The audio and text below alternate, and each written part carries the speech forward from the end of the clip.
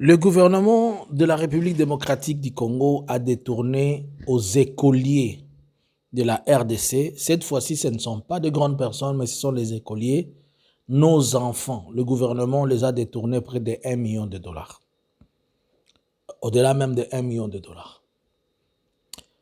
Entre Museveni et Félix, qui est celui qui ne comprend pas? Museveni vient d'autoriser aujourd'hui, nous sommes le 10, l'ouverture officielle des frontières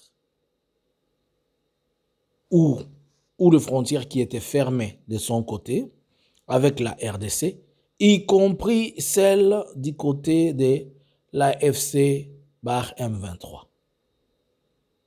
Vous vous rappellerez que des endroits tels que Bunagana, ils étaient sous contrôle, et ils ont toujours été sous contrôle ougandais. Bonjour, bonsoir. Nous vous saluons de partout où vous êtes en train de nous suivre à cet espace Analysons Congo. Analysons Congo, nous vous aimons, on vous aime beaucoup. Nous demandons à ce que vous laissez votre commentaire, likez, partagez, abonnez-vous si vous n'êtes pas encore abonné à cet espace. Nous venons faire cette analyse flash, nous ne serons pas longs, on va être court, mais nous allons essayer un peu de comprendre ce qui est en train de se passer en République démocratique du Congo. Alors, très tôt matin aujourd'hui, le président de l'Ouganda, Yoweri Kaguta Museveni, autorise l'ouverture des frontières avec la RDC. Bonne ou mauvaise chose? Bonne chose. Vous pouvez voir en illustration des images de cette frontière-là s'ouvrir.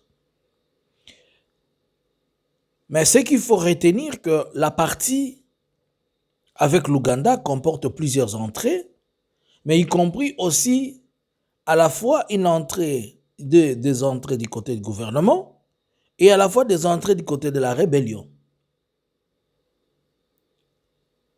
Est-ce que nous allons dire que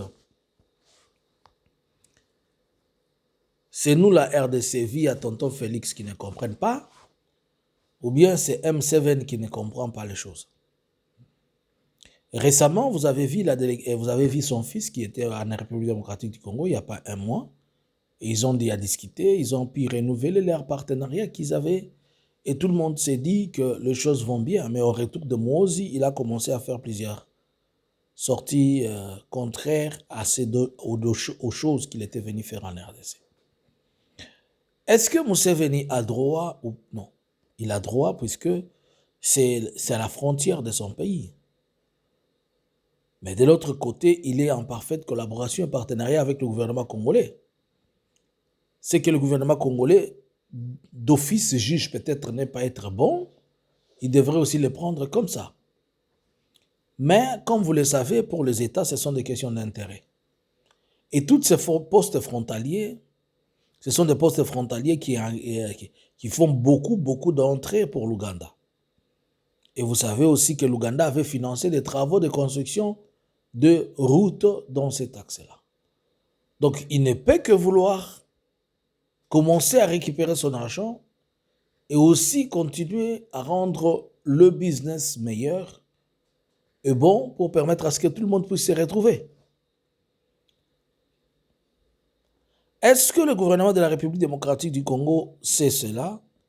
Oui ou non? Oui, puisque, étant des partenaires, c'est tout à fait normal qu'ils le savent. Mais non, puisque aussi l'Ouganda peut le faire d'une manière unilatérale.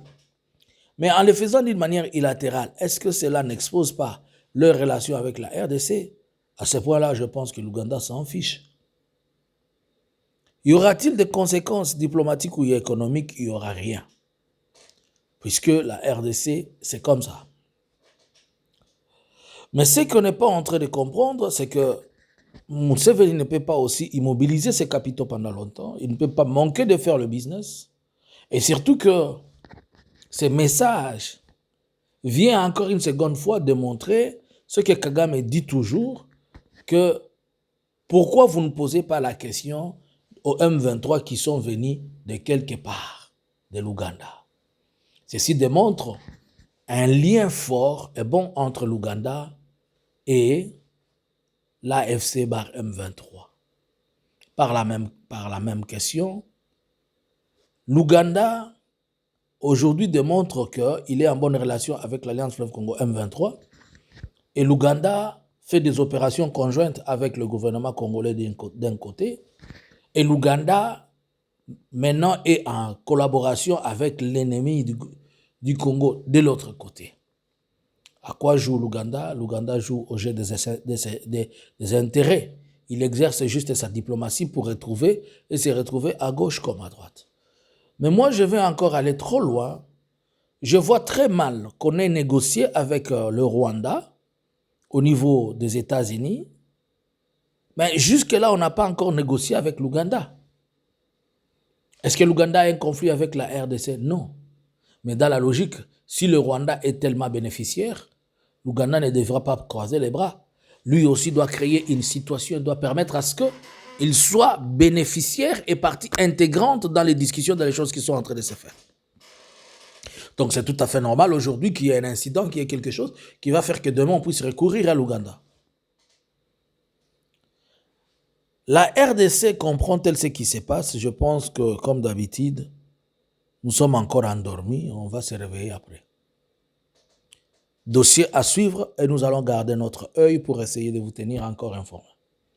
Alors, j'étais en train de vous dire que le gouvernement de la République démocratique du Congo, pas aurait, je ne le mets pas au conditionnel, je le confirme, j'affirme, il a détourné plus de 2 millions de dollars à tous les élèves, je ne parle pas des étudiants, tous les élèves de la République démocratique du Congo, depuis l'école maternelle jusqu'en 6e primaire. Comment?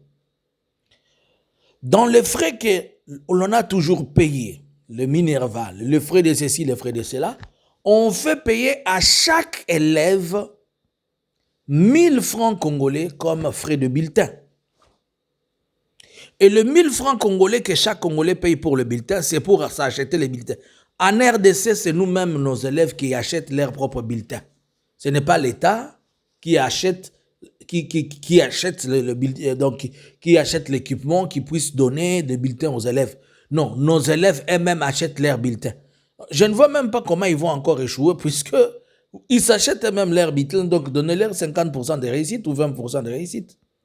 Mais malgré qu'ils achètent eux-mêmes leurs bulletins, ça fait 2 ans qu'on ne leur donne pas leurs bulletins et ils continuent à l'acheter. On estime à peu près à 2 millions d'élèves qui vont à l'école. Si mes calculs ne sont pas bons, vous pouvez me corriger. Je n'ai pas encore eu le temps de vérifier sur le site de l'UNICEF pour vérifier et sur le site du ministère de l'EPSP pour vérifier, mais ça peut être, je ne s'y révalide pas. Alors, si vous pouvez juste prendre 2 millions d'élèves multipliés par 1000 francs au taux du jour, nous sommes au-delà de 700 000 dollars américains. Par contre, la ministre des tutelles, elle dit qu'elle n'a pas le budget, c'est pourquoi elle ne donne pas les bulletins. Mais comment tu n'as pas les budgets et tu ne donnes pas les bulletins en même temps que vous êtes en train de faire payer aux enfants les frais, si on va appeler ça aux taxes aussi pour les élèves, si on va appeler ça redevance ou quoi, on ne sait pas. Mais vous leur prenez 1000 francs, mais après vous ne leur donnez pas les bulletins. Alors où sont partis les 1000 francs? Et la ministre qui dit qu'elle n'a pas de budget. J'avais entendu que tout l'argent qui sortait de l'EPSP et qui sortait de l'enseignement supérieur, c'était Mwindo Nzangi et la première dame, Denise Nyakero, qui gérait cet argent.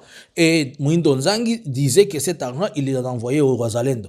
Donc, ici, nous allons comprendre que la logique est que le gouvernement congolais prend 1000 francs aux élèves pour dire qu'ils achètent les bulletins, mais le gouvernement frappe nos enfants, il ne leur donne pas les bulletins. Aussi, il dit qu'il va donner au Wazalendo, il frappe aussi les Wazalendo, puisque l'argent reste entre les mains de Mwindo Nzangi et de Denise Nyakero.